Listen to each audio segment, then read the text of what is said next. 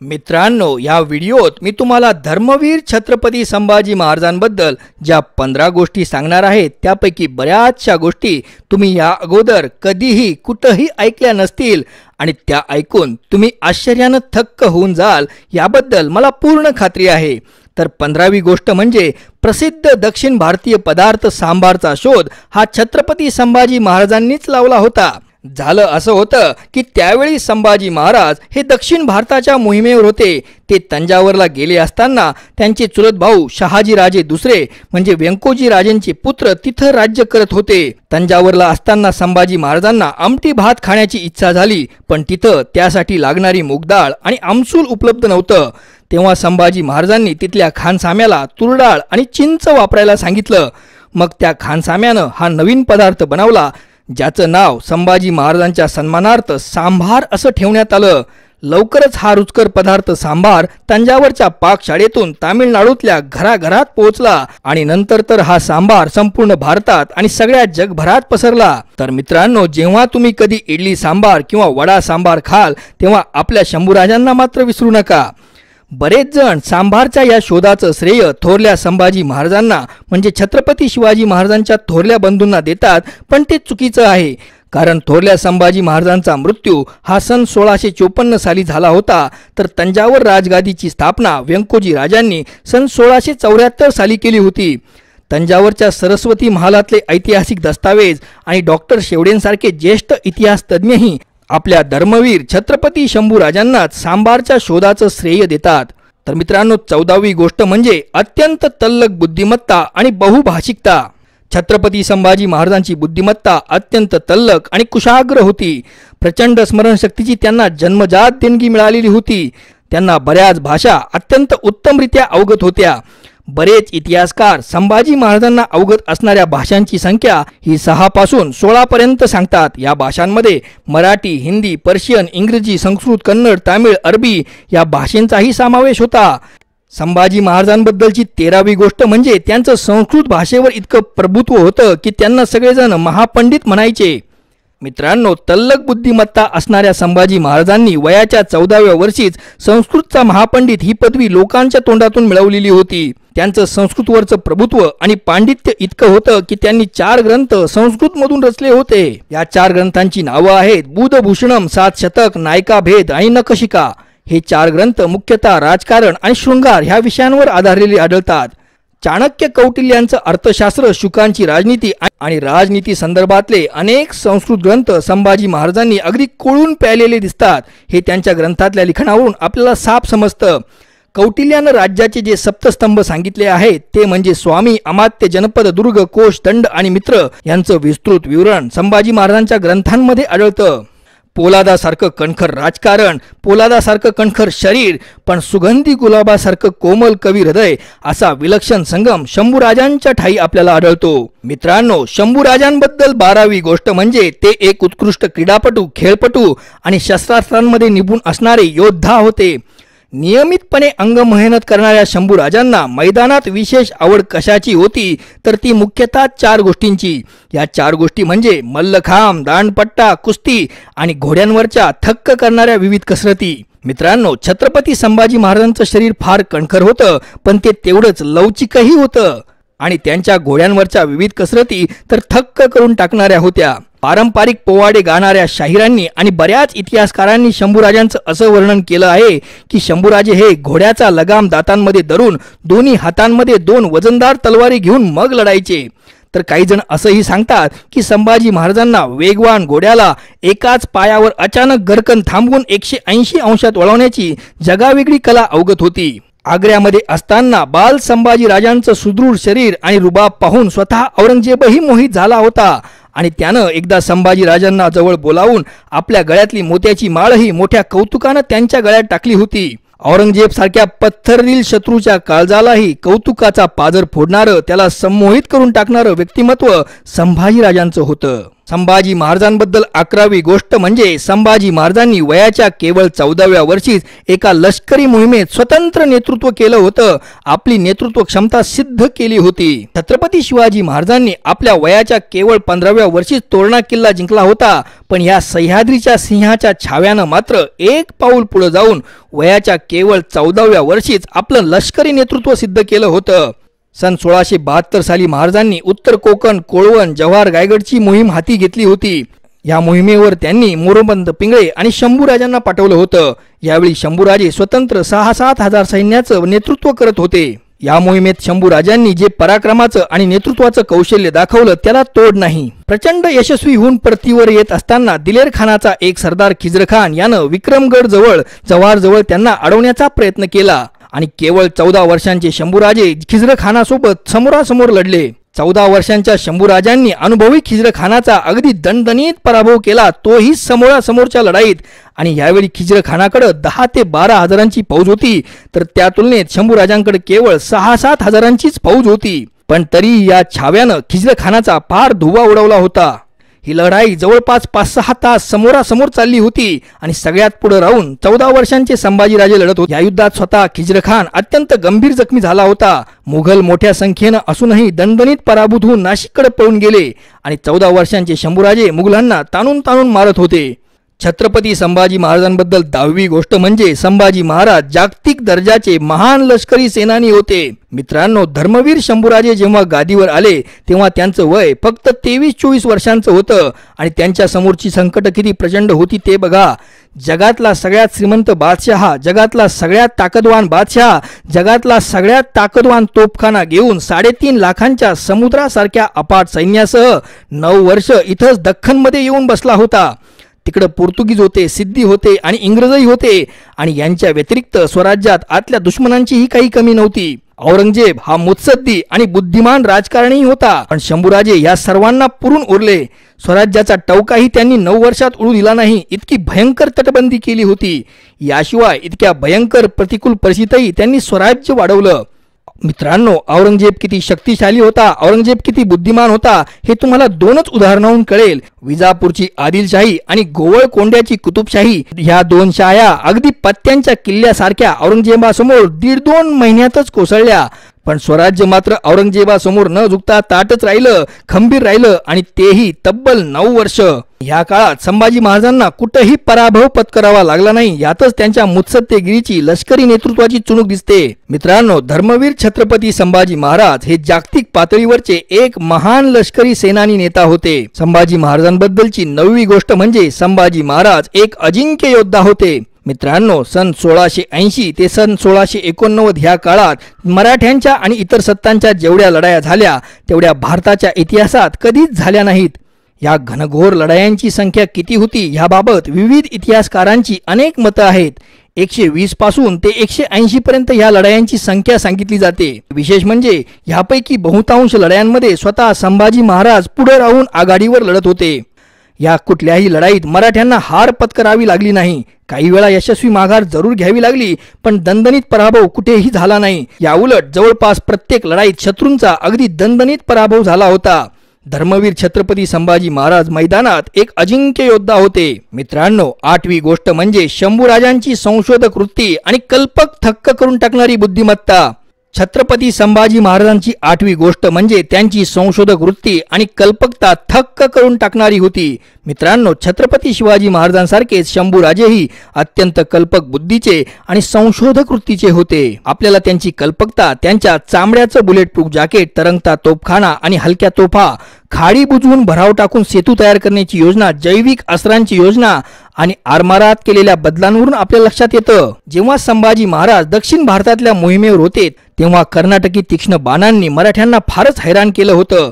त्या कर्नाटकी तीक्ष्ण बाणांपासून वाचण्यासाठी प्राण्यांच्या कातड्यांचे तेल लावलेली जाड चिलखतं त्यांनी बनवून घेतली होती. जेव्हा मावळ्यांनी ती चांबडी तेल लावलेली चिलखतं घातली तेव्हा आश्चर्य म्हणजे केवळ कर्नाटकी बाणांपासून नव्हे तर कर्नाटकी बंदुकींच्या छर्यापासूनही मराठ्यांचं रक्षण झालं. त्या अर्थानं संभाजी महाराजांना बुलेट प्रूफ जॅकेटचा जनकही म्हणायला कुणाची हरकत नसावी. संभाजी महाराजांनी हलक्या तोफांना ओतण्याचा कारखानाही तयार केला होता. त्यांच्या तोफा अत्यंत हलक्या पण प्रभावी होत्या. त्यासोबतच संभाजी महाराजांनी तराफांच्या मदतीनं पाण्यावर तरंगणारा हलका तोफखानाही तयार केला होता. हा तोफखाना मदतीला आल्यानंतर मराठी सैन्याची ताकद फार वाढली होती. संभाजी महाराजांनी जंजिऱ्याच्या सिद्धीला धडा शिकवण्यासाठी खाडीत भराव टाकून सेतू बनवण्याची योजनाही राबवण्याचा प्रयत्न केला होता. दुर्दैवानं महाराजांना त्यात अपयश आलं, पण त्यांची कल्पकता मात्र थक्क करणारी होती. यासोबतच संभाजी महाराजांनी स्वराज्याच्या आरमारातही अनेक नवे बदल केले. तसंच जेव्हा शहजादा शाह आलम हा दक्षिण कोकणच्या तळ कोकणाच्या मोहिमेवर आला, तेव्हा जैविक अस्त्रांचा वापर संभाजी महाराजांनी केला होता. त्यांनी जैविक अस्त्रांच्या मदतीनं 40,000 मुघल सैन्याला नष्ट करून टाकलं होतं. महाराजांनी रोगांनी मेलेली जनावरं पाण्याच्या स्रोतांमध्ये टाकून त्यांनी रोगराई पसरवली होती. त्यामुळेच न लढताच मुघलांचं जवळपास 40,000 सैन्य नष्ट झालं होतं. मित्रांनो, छत्रपती संभाजी महाराजांबद्दल 7वी गोष्ट म्हणजे की आलमगीर औरंगजेबानं त्याचा मुलगा शहजादा शाह आलम संभाजी महाराजांच्या तावडीतून केवळ जिवंत परत आला एवढ्याच गोष्टीसाठी त्याचा जंगी सत्कार केला होता. त्याला मोठा नजराणाही दिला होता. मुघलांचं मनोधैर्य फारच खच्ची झालं होतं, कारण संभाजी महाराजांसोबत लढाईला पाठवलेला प्रत्येक सरदार क्वचितच जिवंत सही सलामत परत यायचा. बरेचसे तर भीतीनं अर्ध्या रस्त्यातूनच माघारी पळायचे. त्यामुळे जेव्हा तळ कोकणच्या मोहिमेवर गेलेल्या शहजादा शाह आलमच्या 40,000 फौजेचा संभाजी महाराजांनी नाश केला, तेव्हा तो मरणासन्न झाला होता. मुघल शहजादा अगदी कुत्र्यासारखी जीभ काढून स्वतःच्या मृत्यूची वाट पाहत होता. त्या मरणासन्न शहजाद्याची सुटका करण्यासाठी औरंगजेबानं अहमदनगरवरून तळ कोकणात रहुल्ला खानाच्या नेतृत्वाखाली 2000 घोडेस्वारांची उमदा फौज पाठवली. रहुल्ला खानानं अगदी स्वतःच्या जीवावर खेळून शहजाद्याला जिवंत परत अहमदनगरला आणलं. त्यावेळी शहजादा शाह आलम संभाजी महाराजांच्या तावडीतून केवळ जिवंत परत आला म्हणून त्याचा जंगी सत्कार औरंगजेबानं केला. त्याला 90,000 रुपयांचा मोठा नजराणाही दिला. मित्रांनो, छत्रपती संभाजी महाराजांबद्दल 6वी गोष्ट म्हणजे छत्रपती शिवाजी महाराजांनी सुरतेची 2 वेळा लूट करून जेवढी संपत्ती मिळवली होती त्यापेक्षाही कितीतरी जास्त संपत्ती संभाजी महाराजांनी एकट्या बुरहानपूरच्या लुटीत मिळवली होती. मित्रांनो, बुरहानपूर हे त्यावेळी आंतरराष्ट्रीय कीर्तीचं जड जवाहिरांचं आणि हिऱ्यांचं व्यापारी केंद्र होतं. संपत्तीनं लगोलग भरलं होतं. दोन्ही सुरत लुटींमध्ये मिळून शिवाजी महाराजांना एकूण 1.5 कोटी रोख रुपये मिळाले होते आणि जवळपास तेवढ्याच किमतीचं सामानही मिळालं होतं. तर संभाजी महाराजांना मात्र एकट्या बुरहानपूरच्या लुटीतून 2 कोटी रुपये रोख रक्कम मिळाली होती आणि करोडो रुपयांचं किमती सामानही मिळालं होतं. मित्रांनो, ही लूट इतकी जास्त होती की कित्येक लाखो रुपयांचं सामान मराठ्यांनी रस्त्यातच फेकून दिलं होतं. आणि त्यापुढचं आश्चर्य म्हणजे मराठे परत येतील या भीतीनं पुढचे 5-6 महिने ते सामान तसंच जागोजागी रस्त्यांवर पडून होतं. त्याला हात लावण्याची कुणाची हिंमत झाली नव्हती. एवढी संभाजी महाराजांची दहशत मोगलांच्या मुलखात होती. मित्रांनो, संभाजी महाराजांबद्दल फार कमी माहीत असलेली 5वी गोष्ट म्हणजे संभाजी महाराजांनी घारापुरी अर्थात एलिफंटा केव्हचं बेट अरबस्थानच्या राजाकडून विकत घेतलं होतं. क्रूर जंजिऱ्याच्या सिद्ध्याकडं मुघलांच्या समुद्री व्यापाराच्या सुरक्षिततेची जबाबदारी होती, किनारपट्टीच्या सुरक्षिततेची जबाबदारी होती आणि त्यानं इंग्रजांशीही हातमिळवणी केली होती. म्हणून हा समुद्री उंदीर असणारा सिद्धी नेहमी इंग्रजांच्याच आश्रयाला जायचा. इंग्रज आणि सिद्धी ह्या दोघांची युती तोडण्यासाठी, या दोघांना दहशत बसवण्यासाठी संभाजी महाराजांनी घारापुरी ह्या बेटावर म्हणजे एलिफंटा केव्हच्या बेटावर आपलं स्वराज्याचं आरमारी तळ बसवण्याचं ठरवलं. पण ते बेट त्यावेळी अरबस्थानच्या बादशहानं विकत घेतलेलं होतं आणि त्यावर अरबी व्यापाऱ्यांचा तळ होता. तेव्हा छत्रपती संभाजी महाराजांनी आपला एक वकील अरबस्थानला पाठवला आणि वाटाघाटी करून ते बेट विकत घेतलं आणि संभाजी महाराजांनी घारापुरीवर स्वराज्याचा आरमारी तळ बसवला. घारापुरी इथं स्वराज्याचा तळ बसल्यामुळं सिद्धी आणि इंग्रजांची महायुती किंवा महाआघाडी तोडली गेली होती. मित्रांनो, छत्रपती संभाजी महाराजांबद्दल फार कमी माहीत असलेली 4थी गोष्ट म्हणजे संभाजी महाराजांवर वणी सप्तशृंगीगड नाशिक इथं मारेकऱ्यांनी जीवघेणा हल्ला केला होता आणि त्या हल्ल्यामधून संभाजी महाराज अगदी बाल बचावले होते. झालं असं होतं की बुरहानपूर शहराला पूर्णपणे लुटून प्रचंड लूट सोबत घेऊन संभाजी महाराज रायगडाकडे परत निघाले होते. बुरहानपूरच्या सुभेदारानं शंभूरायांच्या हत्येची सुपारी 5 अहदी घोडेस्वारी निष्णात मारेकऱ्यांना दिली होती आणि हे 5 मारेकरीही संभाजीराजांच्या मागं लपत छपत त्यांची हत्या करण्यासाठी आले होते. जेव्हा संभाजी महाराज वणी सप्तशृंगी गडाजवळ आले तेव्हा त्यांना सप्तशृंगी देवीचं दर्शन घेण्याची इच्छा झाली आणि ते वणी गडावर आपली फार थोडी फौज घेऊन निघाले. जेव्हा या 5 घोडेस्वार अहदी निष्णात मारेकऱ्यांना कळालं की संभाजी महाराज हे वणीगडावर दर्शनासाठी जाणार आहेत, तेव्हा ते त्या इलाक्यात घात लावून बसले होते. जेव्हा संभाजी महाराज वणीगडावरच्या सप्तशृंगी मंदिराकडे दर्शनासाठी चालले होते तेव्हा या घात लावून बसलेल्या मारेकऱ्यांनी अचानक हल्ला केला. पण सुदैवानं त्यावेळी शंभूराजांकडे त्यांची तलवार होती, त्यांचे अंगरक्षक थोड्या अंतरावर होते. पण यावेळी संभाजी महाराजांनी अत्यंत प्रसंगावधान दाखवलं आणि अंगरक्षक येण्यापूर्वीच 5ही अहदी मारेकऱ्यांची आपल्या तलवारीनंच खांडोळी करून टाकली. मित्रांनो, छत्रपती संभाजी महाराजांबद्दल तिसरी थक्क करून टाकणारी गोष्ट म्हणजे संभाजी महाराजांच्या दुष्काळ निवारण योजना आणि शेतकरी कल्याण योजना. मित्रांनो, संभाजी महाराजांच्या कारकिर्दीत महाराष्ट्राला सलग 2-3 वर्ष अत्यंत भीषण अशा दुष्काळांना सामोरं जावं लागलं होतं. महाराष्ट्रावर आसमानी आणि सुलतानी संकट एकाच वेळी कोसळलेली होती. चाकणचा सन 1685चा दुष्काळ, बोरगावचा सन 1686चा दुष्काळ आणि माळशिरसचा सन 1687चा दुष्काळ हे दुष्काळ तर फार कुप्रसिद्ध होते. त्यावेळी शेतकऱ्यांसाठी ज्या दुष्काळ निवारण योजना संभाजी महाराजांनी राबवल्या त्याला काही तोड नाही. आनंद खोरे कुळनामा या दस्तावेजात तसंच मूर्तिजाबाद कुळनामा या दस्तावेजात त्यांनी आपल्या शेतकऱ्यांच्या मदतीच्या योजना अत्यंत विस्तृतपणे नमूद केलेल्या आहेत. शत्रूंच्या फौजेनं स्वराज्याच्या पिकांची नासाडी केल्यानंतर त्यांना स्वराज्याच्या खजिन्यातून नुकसान भरपाई देण्याची योजनाही त्यांनी समाविष्ट केली होती. इतिहासकार शिवदे सरांनी संभाजी महाराजांच्या या शेतकरी योजनांवर अगदी विस्तृतपणे लिहिलेलं आहे. अत्यंत प्रतिकूल परिस्थितीतही संभाजी महाराज सामान्य शेतकऱ्यांचा विचार करत होते, ही गोष्ट ही थक्क करणारी आहे. संभाजी महाराजांनी आपल्या स्वराज्यातल्या शेतकऱ्यांना कधीही वाऱ्यावर सोडलं नाही. त्यांना गड किल्ल्यांवर आसरा केला, त्यांना लागेल ती मदत त्यांनी केली आणि महाराष्ट्रातल्या शेतकऱ्यांना अगदी स्वतःच्या मुलासारखं 9 वर्ष संभाजी महाराजांनी सांभाळलं. मित्रांनो, छत्रपती संभाजी महाराजांची अगदी कमी माहीत असलेली दुसरी गोष्ट म्हणजे पोर्तुगीजांचा कर्दनकाळ असणारे वॉरलाईक प्रिन्स छत्रपती संभाजी महाराज यांनी गोव्याचा 80% पेक्षा जास्त प्रदेश जिंकला होता. सन 1683च्या शेवटी आणि सन 1684च्या सुरुवातीला छत्रपती संभाजी महाराजांनी गोव्याच्या पोर्तुगीजांविरुद्ध इतकी भयानक धडाकेबाज मोहीम काढली होती की त्यांचं गोव्यातलं अस्तित्वच धोक्यात आलं होतं. त्या गोव्याचा 80% पेक्षाही जास्त प्रदेश छत्रपती संभाजी महाराजांनी जिंकून घेतलेला होता. महाराजांच्या भीतीनं गोव्याची राजधानी पणजी इथून हलवून पोर्तुगीजांनी दक्षिणेकडे मडगावला स्थलांतरित केली होती. संभाजी महाराजांच्या संकटापासून सोडवणूक व्हावी म्हणून त्यांनी सेंट फ्रान्सिस झेवियरला साकडं घातलं होतं.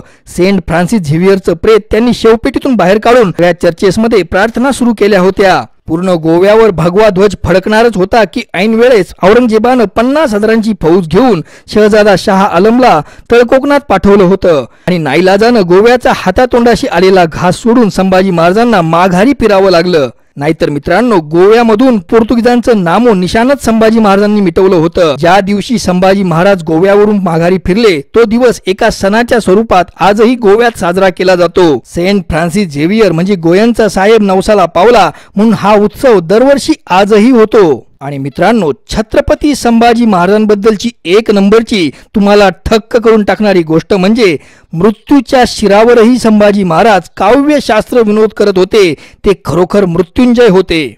मित्रांनो, जेव्हा शंभूराजे औरंगजेबाच्या कैदेत पडले होते तेव्हा त्यांनी किती छळ सोसला याला काही मर्यादा नाही. पण महाराष्ट्रासाठी अनंत यातना सहन करूनही त्यांनी स्वतःचे गुडघे टेकले नाही की माफी मागितली नाही. संभाजी राजांचे हालहाल करून ठार मारण्याचं ठरल्यानंतर दुसऱ्या दिवशी कवी कलश आणि शंभूराजांचे डोळे जळत्या सळयांनी फोडण्यात आले होते. आणि मित्रांनो, त्या दिवशी संध्याकाळी धर्मवीर छत्रपती संभाजी महाराज आणि कवी कलश काय करत होते? ते रडत नव्हते, ओरडत नव्हते, पस्तावत नव्हते, तर एकमेकांना काव्य ऐकून एकमेकांची दाद मिळवत होते. औरंगजेबाची कबर मराठे ह्याच महाराष्ट्रात कशी उभारतील यावर काव्यशास्त्र करत होते. स्वराज्य कसं वाढेल याची स्वप्न पाहत होते आणि काव्यशास्त्र विनोद करून हसतही होते. जेव्हा गुप्तहेरानं औरंगजेबाला हे कळवलं की संभाजी राजे आणि कवी कलश हे रडण्याऐवजी तडफडण्याऐवजी एकमेकांना काव्यशास्त्र विनोद ऐकून हसत आहेत आणि एवढा छळ करूनही ते खुशीत आहेत, एवढा छळ करूनही ते शरण यायला तयार नाही, तेवढा औरंगजेब संतापला होता. एखादा व्यक्ती इतक्या भयंकर यातना सहन करूच कसा शकतो? एवढंच नव्हे तर इतक्या भयंकर यातना सहन करूनही स्वतःचा मृत्यू समोर दिसत असतानाही काव्यशास्त्राचा आस्वाद घेऊन हसू कसा शकतो?